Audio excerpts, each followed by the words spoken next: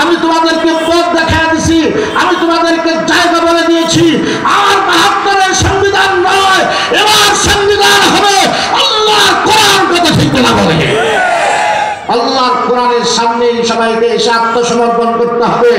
মানুষের মুক্তির পথ কোথায় একথার জীবন্ত প্রমাণ সরওয়ারে দু আলম হাবিবে কিবরিয়া জনাব রাসূলুল্লাহ সাল্লাল্লাহু আলাইহি ওয়াসাল্লাম দুনিয়ায় এসেছেন, পৃথিবীর প্রাণ কেন্দ্রতে এসেছেন, পৃথিবীর মধ্য কেন্দ্রতে এসেছেন। বাইতুল্লাহর পাশে আল্লাহ তাআলা তার হাবিবে কিবরিয়াকে জন্ম দিয়েছেন। সুবহানাল্লাহ। আল্লাহর হাবিব জনাব রাসূলুল্লাহ সাল্লাল্লাহু আলাইহি ওয়াসাল্লাম বাইতুল্লাহর অদূরে জন্মগ্রহণ করেছেন এবং আল্লাহ তাআলার ঘর হচ্ছে পৃথিবীর মধ্য কেন্দ্র। সরাসরি আরশে আজিমের নিচে আল্লাহ পাকের ঘর বাইতুল্লাহ। আরশে আজিমের নিচে বাইতুল্লাহ। বাইতুল্লাহকে কেন্দ্র করে পৃথিবীর উত্তর মেরু, পৃথিবীর দক্ষিণ মেরু, পৃথিবীর পূর্ব প্রান্ত, পৃথিবীর পশ্চিম প্রান্ত, যেখানেই মাথা হোক না কেন আল্লাহ তাআলার ঘর হচ্ছে পৃথিবীর প্রাণ কেন্দ্র। এই কেন্দ্র থেকে পৃথিবীর উত্তর মেরু, পৃথিবীর দক্ষিণ মেরু, পৃথিবীর পূর্ব প্রান্ত সূর্যোদয়ের স্থান, পৃথিবীর পশ্চিম প্রান্ত সূর্য অস্তমিতের স্থান, সকল জায়গার সমানতা আল্লাহ করেছেন বাইতুল্লাহকে কেন্দ্র করে। বাইতুল্লাহর পাশে আল্লাহ সুবহানাহু ওয়া তাআলা তার নবীকে প্রেরণ করেছেন। নবুয়ত প্রাপ্ত, আনুষ্ঠানিক নবুয়ত প্রাপ্তি হওয়ার আগ পর্যন্ত আল্লাহর হাবিব 40 বছর পর্যন্ত মক্কায় অবস্থান করেছেন। কত বছর? হুজুর আনুষ্ঠানিক বহিঃপ্রাপ্ত হয়েছেন 40 বছরে।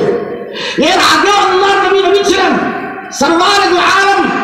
গোটা কুল কায়নাতের সৃষ্টিরও আগে আদম আলাইহিস সালাতু সালামকে সৃষ্টি করে আল্লাহ আদমের সমস্ত সন্তানদেরকে আল্লাহ তাআলা নিজ হাতে বের করে আল্লাহ আদমকে দেখিয়েছেন আর বলেছেন, দেখো এই তোমার সন্তানেরা, তোমার সন্তানদের মধ্যে এমন একজন সন্তান হবে যার মর্যাদা তুমি বাপ তোমার চাইতে বেশি হবে। সুবহানাল্লাহ। তিনি হচ্ছেন সরওয়ারে দু আলম হাবিবে কিবরিয়া জনাব রাসূলুল্লাহ সাল্লাল্লাহু আলাইহি ওয়াসাল্লাম। তিনি তখনও নবী, কিন্তু আনুষ্ঠানিক নবুয়ত প্রাপ্ত হয়েছেন 40 বছর বয়সে।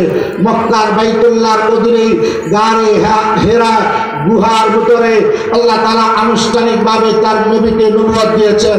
এর আগ পর্যন্ত আল্লাহর নবী 40 বছর পর্যন্ত মক্কার মানুষের মাঝে বসবাস করেছেন। 40 বছর মক্কার মানুষদের কি অবস্থা ছিল? আনুষ্ঠানিকভাবে আল্লাহ নবী তার কোরআন ও হিদায়াতের দাওয়াত দেওয়ার আগ পর্যন্ত মক্কার এই জনপদকে বলা হতো আইয়ামে জাহিলিয়াত।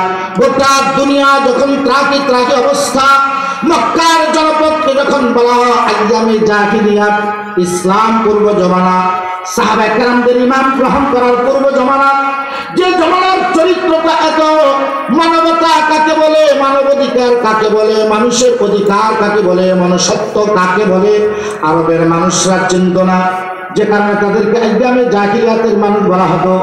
এই সমাজের অন্ধকার এত প্রভাব ছিল যে সমাজের সন্তানেরা তাদের মাকে বিয়ে করে বসত, যে সমাজের পিতারা তাদের নিজের ঔরসজাত কন্যা সন্তানকে নিজ হাতে মাটির ভিতরে কবর দিত, প্রতিজ্ঞা করত।